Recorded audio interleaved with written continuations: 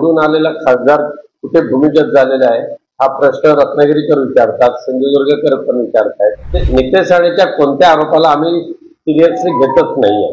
त्यांना जे मंत्रिपद मिळालेलं आहे त्याची गुरमी आणि मस्ती त्यांच्या डोक्यामध्ये एवढी भिनलेली आहे, त्याच्यातूनच अशा पद्धतीचं वक्तव्य ते करत असतात। त्यामुळे स्वतः गुंडांना पोचायचं, खतपाणी घालायचं आणि इतरांची हत्या करायचा आजपर्यंत हा नारायण राणेंचा जो प्रघात होता तो त्यांच्या दोन्ही मुलांनी चालू ठेवला आहे। वैभव नाईक, सतीश सावंत, संजय सारकर आम्ही एकजुटीने या जिल्ह्यामध्ये काम करतोय, ते त्यांच्या डोळ्यात खूप असतंय।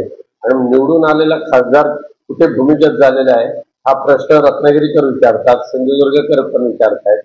आणि मी जरी निवडून आलो नाही तरी सातत्याने माझा संपर्क या मतदारसंघामध्ये चालू आहे, हे त्यांच्या डोळ्यामध्ये खूप असतंय, म्हणून अशा पद्धतीची बेताल वक्तव्य करतायत। नितेश राणेच्या कोणत्या आरोपाला आम्ही सिरियसली घेतच नाहीये।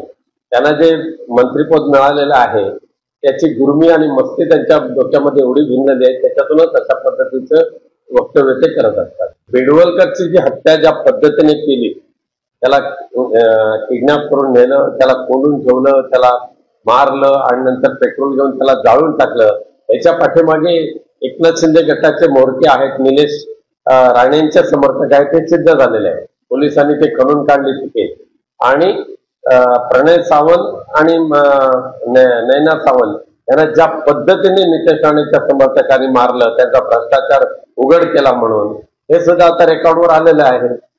त्यामुळे स्वतः गुंडांना पोचायचं, खतपाणी घालायचं आणि इतरांची हत्या करायचा आजपर्यंत हा नारायण राणेंचा जो प्रघात होता तो त्यांच्या दोन्ही मुलांनी चालू ठेवले आहे। हे सिंधुदुर्गाचं दुर्दैव आहे। जसजसे आता महापालिका आणि स्थानिक स्वराज्य संस्थांच्या निवडणुका जवळ येतील तसतसं या महाराष्ट्रामध्ये भारतीय जनता पक्ष शिंदे गटाला नामशेष करण्याचा प्रयत्न 100% करणार आहे। त्याची ती सुरुवात झालेली आहे आणि शिंदे गट हा भाजपाला नकोच आहे, त्यातल्या त्यात ऍडजस्टमेंट म्हणून अजित पवार गटाला ठेवतील आणि भाजपा आणि अजित पवार गट शिंदे गटाचं विसर्जन करतील।